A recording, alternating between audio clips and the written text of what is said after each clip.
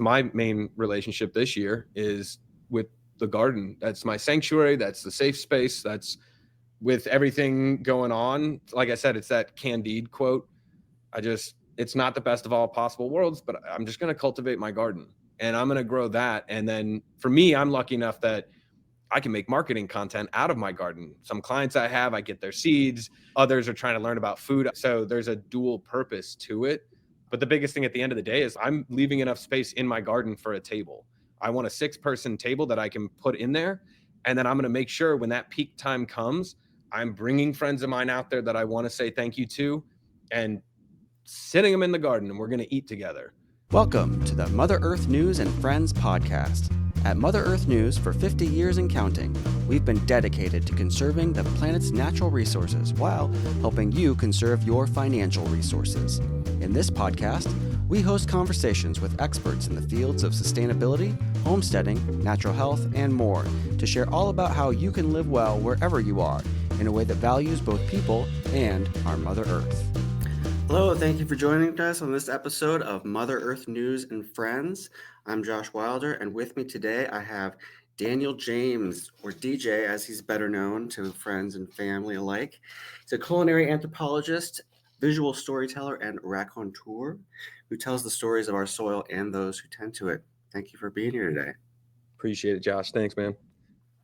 When you're having a conversation with somebody and you think you might be able to help them, how do you describe what you're able to do? When I talk about what I do now, there's this huge gap between people and food, and realizing that good food didn't sell itself anymore, but stories did. I wanted to start a farm 15 years ago, traveled the country, learned from everybody, got inspired in different ways, and have family that did farming. And so I became a storyteller, and I got into how I explain it easily to folks is I help tell the stories that allow people to connect to those farms. So that's everything from figuring out the brand story or what your story is individually, figuring out how you connect your journey to others, and what are those events? What are the visual storytelling elements, photo, video, all of that, but what are the in-person events too that form that connection so that it helps bridge that gap? And I think everybody realizes it's massive right now. It's hard to reach your audience. Yeah, so what do you tell people when they tell you that I'm a grower, I'm not a personality? A lot of the times it's a whole process too, but usually when somebody says, like you said, I'm a grower, I'm not a personality, you're an artist, you still are. And that's part of the gap for small farmers is how do we help them be seen not as starving artists, but craft artisans? And that's an entire journey. But the way I explain it to them is every farmer is an artist. And part of the problem is they started seeing the storytelling more just market and knowing the difference between marketing and storytelling, but they saw it just as marketing. And that feels sterile because that is what most of that is, as opposed to storytelling and engaging in their own story, which you could farm for 30 years and still not really figure that out. But it is incredibly important, not just the story you tell others, but what's the one you're telling yourself? How are you getting up every morning and staying motivated to farm? And then you can, once you figure that out, then you can be able to start to distribute that. You figure out who your hero is. Are you the hero in this story? Or are they the hero in this story? And then it becomes a lot easier when you're just trying to express that. But it's the same thing. If you're a grower, you are an artist and you are a storyteller. You're just telling it with these items that you're either raising or growing. And you just have to figure out an easier way to be able to display that to the public. Yeah, I have these conversations too with authors, right? There are only so many ways you can tell someone how to grow tomatoes, but everyone grows tomatoes in a different context. They have different family members, they have different soil, they have a different ecosystem, and the way those affect, and really it's that conglomeration of different stories that gives people all the different options that they have to find what will work for them. Have you had an experience where you talk to somebody and you have a hard time finding their aha moment? What sort of things do you do and talk to them to get them there? A lot of the times, so farmers in general too, and I'm going to grossly overgeneralize or stereotype this too, usually very humble. in a sense, right? Hey, I'm not a subject matter expert. I'm just, that's why they call farming a practice.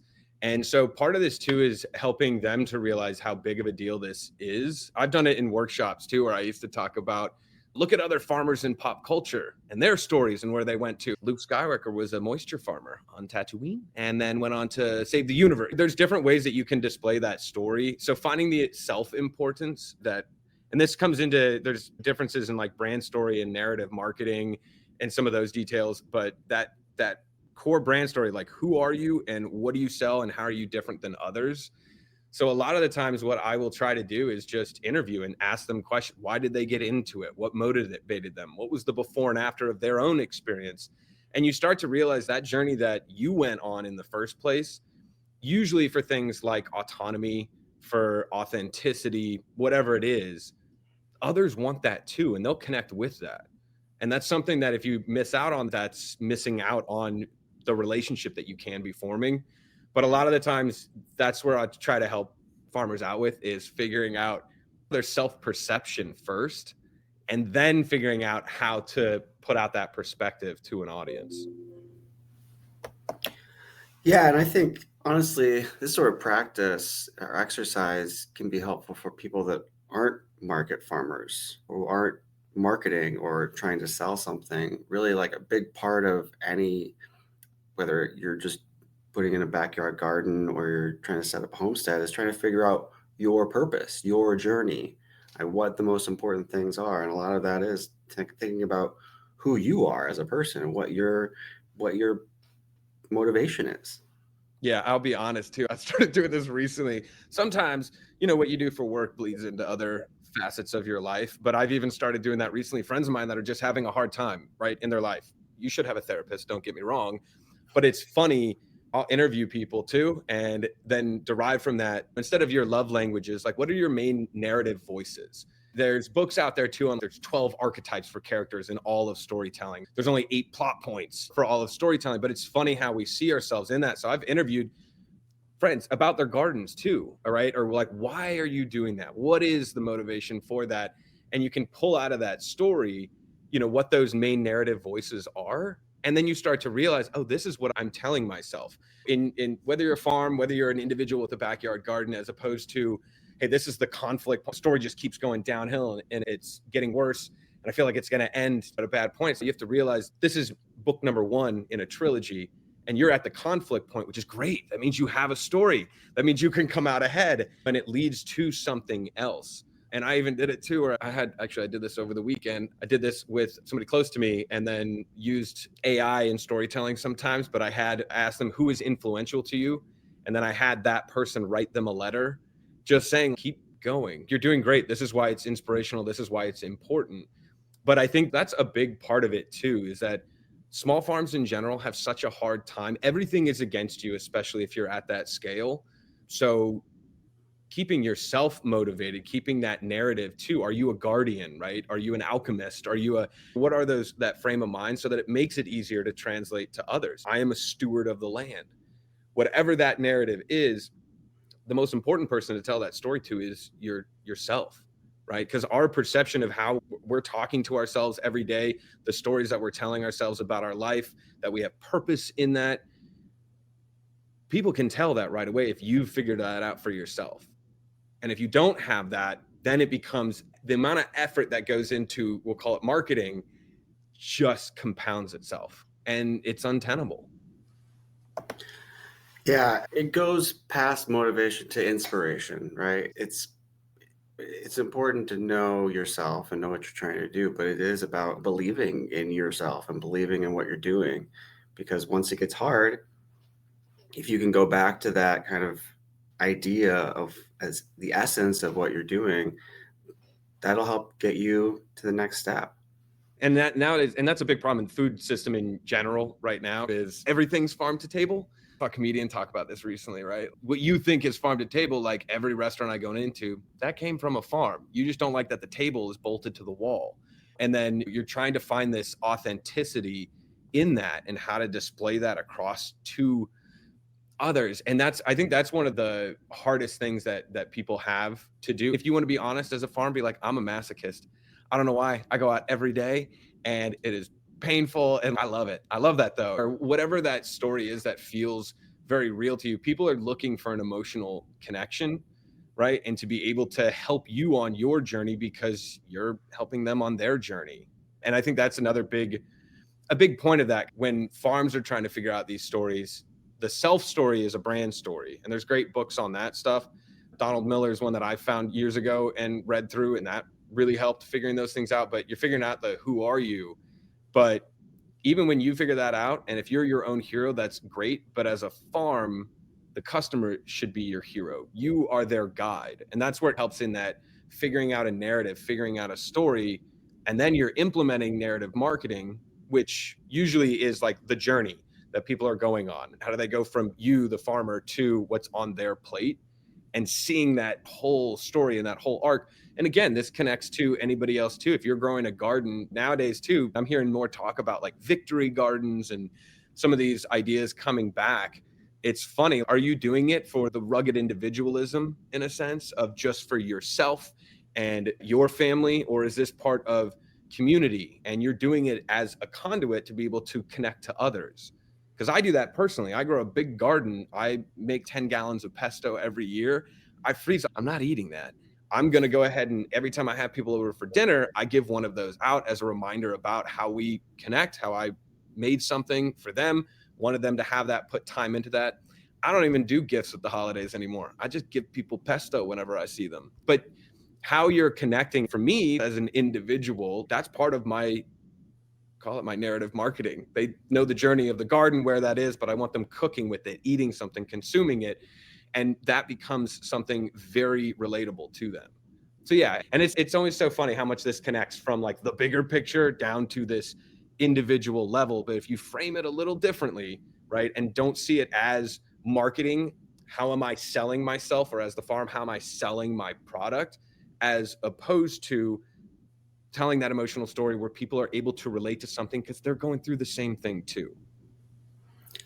Yeah, and I think a lot of what I've realized and is helpful for me to put it in the context of education, right? Yeah. Because you could even say any sort of marketing is education because you're educating the public about a product, right? Yeah. And if you get narrative storytelling into that, then you really are, you're educating a community about a piece of that community. Yeah. What you said about being a guide, like it's about sharing your knowledge with your customers, sharing the story of where their food comes from and sharing the food itself.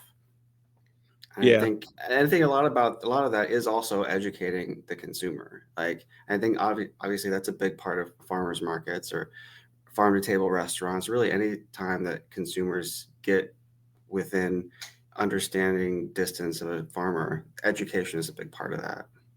Yeah, I do. Usually, what I try to emphasize is education is important. You can give people information, you can give them answers, but what is one better question that you can give them?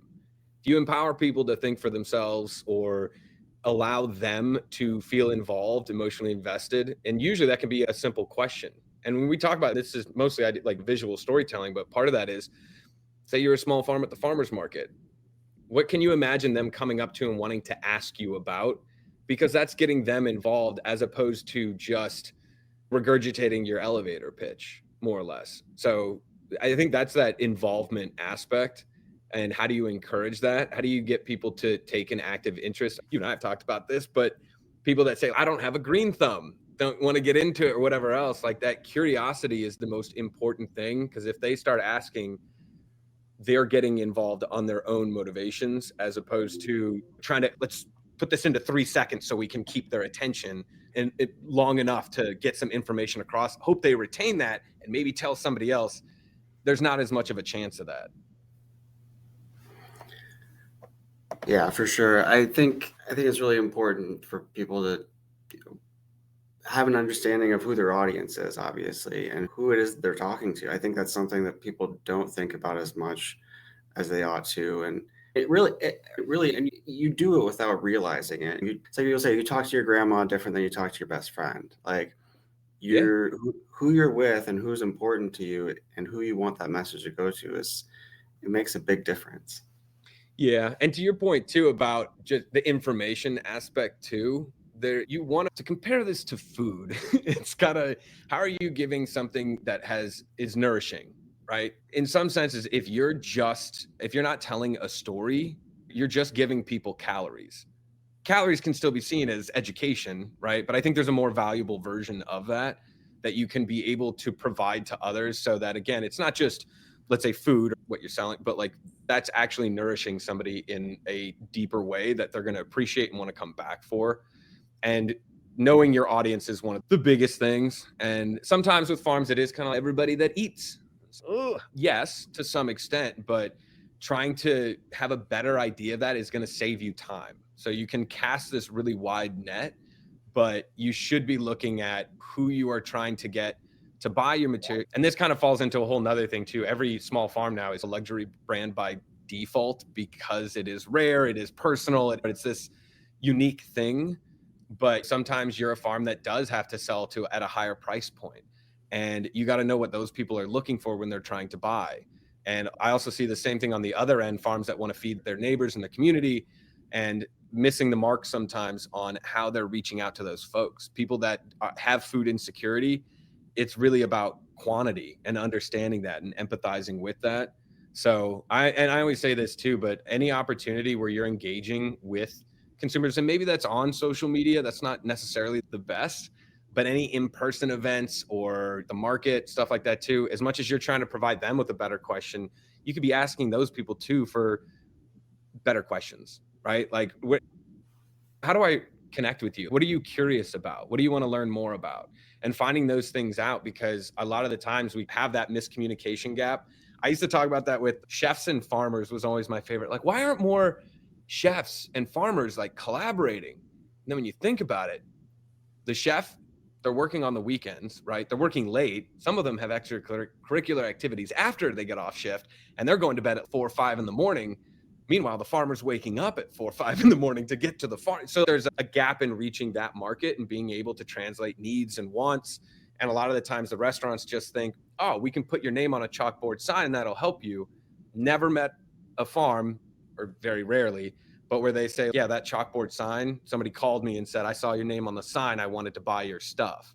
So those gaps and that's a B2B or business to business audience, but that can get missed out on too. And the same thing with consumers in general. You can really miss the mark. And then if you do, it's kind of like you're still putting in all this effort. And I don't want to underestimate this. It is so much time that goes into storytelling.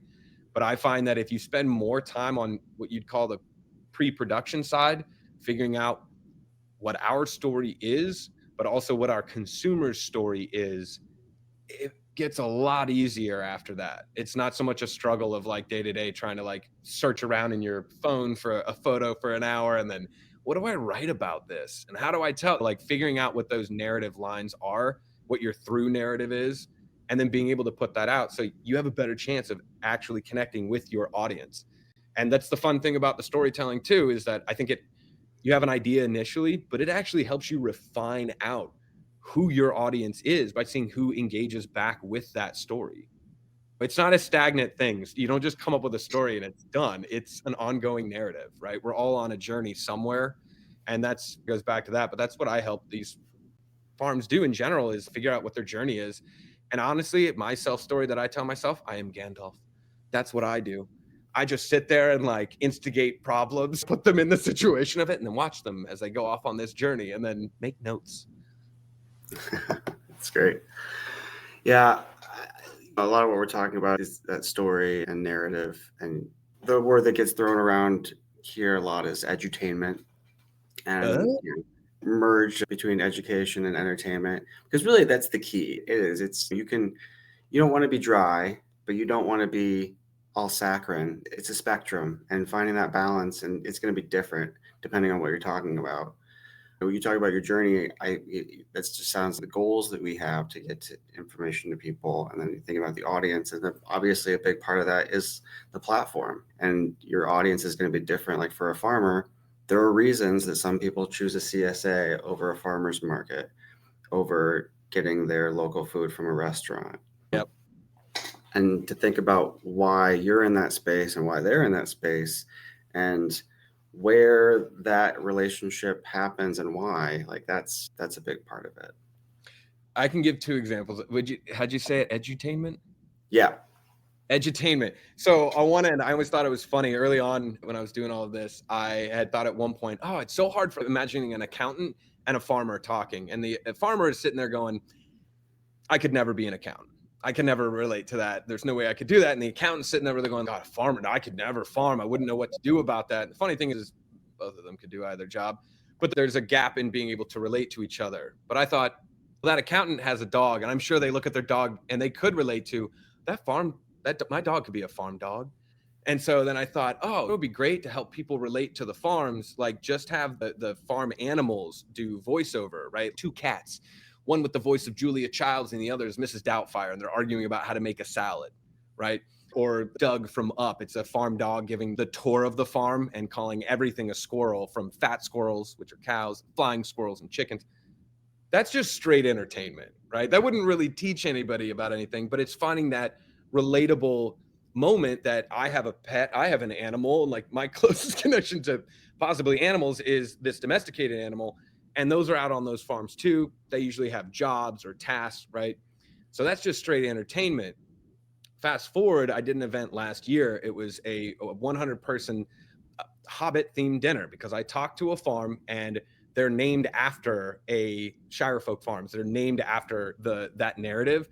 And I thought, oh, that's funny. Like in pop culture, you have hobbits. Tolkien used to write a lot about the industrialized world versus the natural world. And that seems like a strong parallel to what we talk about in the food system in general. So big dinner event, had a chef that I work with and rebuilt out the set for Bilbo's birthday, basically. But that's taking pop culture. And I did all of that, a whole farm to table dinner. It allowed us to do marketing for the farms because we had a marketing table, a food stylist, videographers, captured the whole thing. But in reality, it was so that I could give this 2-minute speech about small farmers as the small folk in this world, in the world of the big people, and trying to be able to struggle against that and their relationship to the land and the things that they cultivate, good food, good people, but finding those parallels. So that was my version of trying to take, how do we take entertainment and tie that into this experience that people had where, yeah, they're dressed up. Yeah, it's a fantasy world, but they were able to sit down together, eat together. All of this stuff was from these local farms. I did what I could to sell the idea of the farms on that day, but that wasn't the main goal, right? And that's thinking about what is the main narrative, right? The main goal is us getting together and having these shared experiences and remembering that maybe you do need to do a spectacle in some kind of way, but it allowed people to connect into that. And it wasn't it was just hobbits, no shoes, right? Feel the ground, touch the ground, eat that food, eat it around other folks that are same thing, very much connecting to each other, and make it a memorable time because it's so important us getting together. So, and I think there's a balance. Those things take a huge amount of effort to put together, but that's how far storytelling can go. You can tie in these different elements of meeting people where they are. What is the beachhead? Because that's another thing, honestly, is the fact of when we try to get into, here's my whole story and everything about me. Ooh, oh boy. Imagine that first date. That is way too much. There is a progression to how you introduce. What is that beachhead? What is that thing that allows somebody to ask you a question or get engaged, feel comfortable enough to be vulnerable? And I talk about a lot, farmers markets. People that walk by farmers markets, if you don't know food, the problem we have, that gap between people in the food system, it is intimidating to walk by and you're afraid of what question you're going to ask them. Am I going to sound dumb or am I going to? So taking away some of that is really just how you relate to others or finding out where they're at, meet them there, and then take them on that journey. It's the MO of the whole thing. Yeah. When you're working with someone and you're trying to get them to get down to that beachhead, what's an exercise that you do with them? What's one of the first projects maybe that you do with them to get boil it down?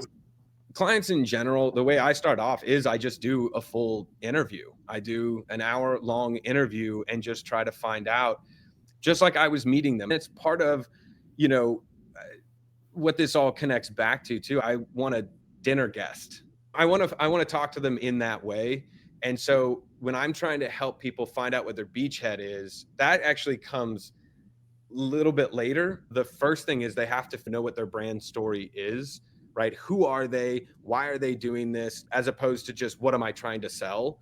And it's some of the problems too. When you make, you know, this stuff too, but like when you're making movies or trying to do a shoot, it's really important. That pre-production is so important to get to the point before the camera is on, let's say, or you're engaging with that other person. So for them, my exercise is taking them through a full interview, deriving out what those main narrative languages are, what their story is. And then for each, if you give it like an example, but for each type of business, everything from a baker trying to source locally to a small farm trying to sell eggs, that market differentiator is incredibly important for them to just be able to stand out amongst the rest of them. Then you're looking for that beachhead. But if that makes sense, you have to really refine everything down first and figure it out. Take the mess that is an entire life story, refine that thing down. And then once I have that as a character, then I can let them know, if I know what their main narrative is, their character archetype, let's call it, and that they're the guardian. So every interaction they have with somebody else, I want them to see themselves as the guardian of their land and of that narrative of holding on to these heritage foodways. And then that's how they're going to be able to meet people as that person and see themselves in that way. And then same thing, send them on their journey or be whatever kind of guide they're going to be. But yeah, usually I call it the accordion process. You're taking everything and you want to smush it all down to be as clear and simple as possible. And then that's where it starts to open back up with where their beachhead is. That's great. Let's talk about your journey for a second. What can you think of what exactly it was that got you very interested in food systems? Yeah, it was these bigger stories. That's what kicked it off for me. It was seeing Food Inc. and Omnivore's Dilemma and some of these other things that I was reading. And same thing, it wasn't my end all be all. It got me so curious. And my grandfather was an immigrant farmer that came to this country. I did not care, really. I thought I needed to do well in life to not be a farmer, which is the historical global story for a while. And it's led us to some of these problems. But I decided at one point in college I wanted to grow basil, and then it didn't stop. And part of that was wanting to find a fulfilling life. I wasn't getting fulfilled by the career paths that I was on just prior to this, and I didn't think I was going to enjoy that, and I wanted to find purpose in some sense and connecting and relating. I set out in my early 20s on a trip that went way longer than it should have, but it was like 9 months, 25,000 miles farming cross country. And in that decade, I feel like a lot of people did that, like through woofing or otherwise. But I think I was trying to find out what kind of life I wanted to live. What was a rich life? What did that actually mean to me? And more importantly, like, how was I going to feel a sense of community? I'm a military brat, grew up moving all the time. So it was this kind of, to be honest, projecting in a sense. And then I traveled around being like, I think I want to start a farm. I think I want to have that relationship. And I think I want to use that to cultivate community. And food is just a conduit. I think it's the best vehicle for that, for connecting people. And you just can see over time, I would notice people aren't getting together and eating much anymore, let alone cooking together. And once I started doing a lot of those things, then you started to realize, oh, this helps me have a better understanding and appreciation for where my food comes from, where the source is. And I mentioned this before, but I think before I was just using food as a way to get calories. And now food is such an empowering vehicle for all these other things in my life, including feeling like I belong somewhere. And when you talk about narratives and stories, that's one of my main things. This isn't a therapy session, but like when you get into, I don't feel like I belong anywhere, always an outsider, all this fun stuff. Food is my vehicle for being able to connect with others. And for me, the natural world, which keeps me sane in what I find to be a very crazy world. And one of my main narratives I pull from Voltaire's Candide, in that all these terrible things happen. And at the end of it, it comes out, it is not the best of all possible worlds, but we must all cultivate our garden. And I took that a little too literally. now I have a huge garden. I have a company that does the storytelling for it, but I think it is one of the biggest things. And that's a lot of what I do is I help people cultivate their narrative garden. And then because I want to see those things proliferate. And I noticed that when we lose all of that, we lose culture, we lose community, and everything feels so sterile and pointless. So I think there's a bigger point to all of it, but that's how I got into it. I think that's great. No, I think that's excellent. I think that's a great place to leave it. I want to go shoot more plants. Yeah, exactly. Gardening, it's starting to hit spring, so it's that time too. Yeah, we actually have baby chicks hatching in our office right now. You have baby chicks in your We have office? we live streamed it this morning. Yeah. That is too funny. No, that's great. That's the kind of workplace I'd want to be. That sounds like That's great. a happy workplace. Yeah. So these aren't for broilers, I'm assuming. They're layers. Yeah, they're Okay, they're cool. all different heritage breeds, and then we filmed something on how to trap, neuter, and release cats this morning also. It's for like barn cats or what? Just feral cats. Yeah, to conserve the bird population. Oh, fair enough. That is a connecting point. For a second there, I was like, what are you guys getting into? That sounds like an interesting one. What's coming up then? What's next? Oh, we're actually doing a whole course on birding later this year. We have you're actually a part of a greenhouse gardening course we're putting together, which we're excited about with Leah Webb. That'll be exciting. Yep. Down in North Carolina. I think that's going to be a good one. And I've been keeping up with her. I think it's funny seeing how many people are coming out of the woodworks right now too, and wanting to learn about like, how do I garden? How do I build this? And to me, it's the same thing with the garden, by the way, when you're like, I just want to have all this food. That's the main part of the story, planning it out. You guys have courses, I believe, on that, how to plan out your garden. Oh yeah, Nikki Schotter, her book's coming out, and you helped us put together the course with her last year. Hey, I was going to ask that too. Individual gardeners, I don't usually have, but have you ever had somebody that you feel like did a really good job of what I want to grow in my garden is the product, let's say that end thing that's coming out of it, but what is the narrative of my garden? What does it represent? Yeah. I'm trying to think. There's been a couple of them. I know I've talked to Amy Rose Full about this. She's definitely has thought a lot about like narratives and heritage traditions, and she's absolutely a storyteller. I'm sure you know this. Oh yeah. But yeah, I think those kind of gardeners, like that is really where like community stories come from. Those don't generally get used for what they would consider marketing, which marketing can give people a bad taste in their mouth, but it's really, like I said, it's education, it's storytelling. It's right. If you think of it as a story, it doesn't sound I think marketing just sounds very sterile, but I do think it's funny. Like I was saying this year, especially, and I think in the next couple of years to come, I was thinking about this last night a little bit too. Like they call it victory gardens in World War II. They domestic produce and all this fun stuff, but it's tied into a war effort. What's going to be the new name for what comes this year and next year? It's kind of like this next wave of a back to the land movement. What is the victory garden going to be called in this iteration? Because I know we talked a lot about it during the pandemic. A lot of people called them resilience gardens. I heard that a lot. Resilience gardens. It's so funny because the name it has a lot to do with, is it punching up or punching down? Resilience is like a defense posture, as opposed to victory sounds like a win. Yeah. So it's funny seeing that, like, what is the motivation to do that? And to be honest with you, it's the same thing. Like you do have to convince people to treat themselves well some of the times. And then how do you entertain? Because right now we're working with 3-second attention spans and short form things that have so much nuance in them that people want black and white answers, but truth lies in the gray. So where do you meet them to deal with that? In-person events do a lot, I think, and I know you know that, but they're hard to do. They're hard to get people out to. There's a lot of challenges, but frankly, in-person events, I think, is where when you can get people together, they can find commonalities, and that's really what gray areas are. So I think that's key. Yeah, I mean, I would love if there was a digital space that gave the same thing. Trust me, I've tried to find it. Yeah, I know. It's that question too. Would you rather have 1 million viewers or 5 ambassadors? And I would pick 5 ambassadors every time, but that emotional connection for something to actually sink in this world of just we're over inundated with information.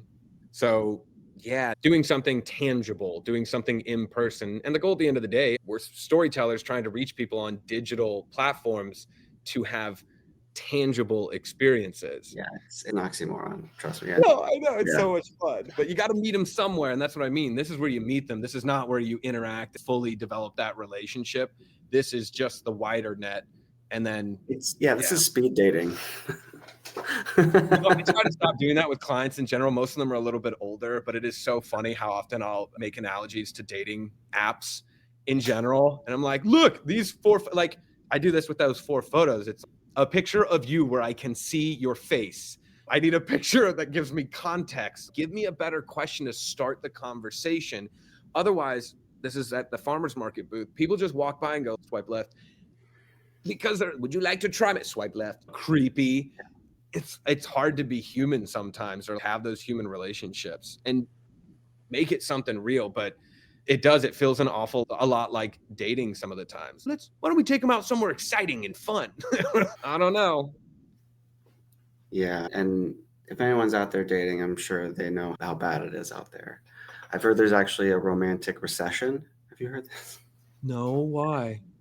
Which is the most people over 40 are single that there ever have been. Oh, it makes sense to me, but yeah, Yeah. I just never heard it Yeah. as a romantic recession. That's really funny.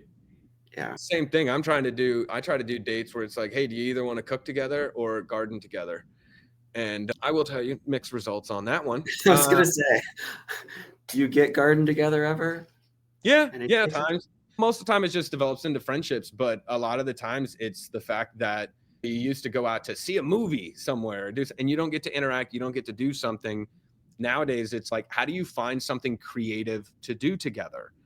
Mostly because then that tells you a lot about people's thought processes, how they engage, how they interact, whatever. You're just trying to figure out, but it does sometimes feel a little adolescent. It's like, all right, we're going to draw a picture. Let's see what everybody comes up with, and hopefully that can tell me more about you. But no, not a whole lot of success on that one. But same thing. That's my main relationship this year, is with the garden. That's my sanctuary. That's the safe space. That's with everything going on. Like I said, it's that Candide quote. It's not the best of all possible worlds, but I'm just going to cultivate my garden and I'm going to grow that. And then for me, I'm lucky enough that I can make marketing content out of my garden. Some clients I get their seeds. Others are trying to learn about food. So there's a dual purpose to it. But the biggest thing at the end of the day is I'm leaving enough space in my garden for a table. I want a 6-person table that I can put in there. And then I'm going to make sure when that peak time comes, I'm bringing friends of mine out there that I want to say thank you to, and sitting them in the garden, and we're going to eat together, see where it comes from. I did that last year too. And I had a poet in town she's great. She does these like live poems, like at the farmer's market. And I had her write an ode to my tomatoes so that I could at the dinner recite my ode just to say thank you to them. They're sentient. So just telling them they did a great job this year. I'm sorry about the blight. We fought through that. There was a bit of a drought too, but they did good. And I just wanted to say thank you. And for the other people at dinner, it might have been a little weird, but that's okay. It wasn't for them. It was for the tomato. It's not just stories for me. It's not stories for my friends. I talk to the food too. Hey, they love it. Yeah. So we'll see where that goes.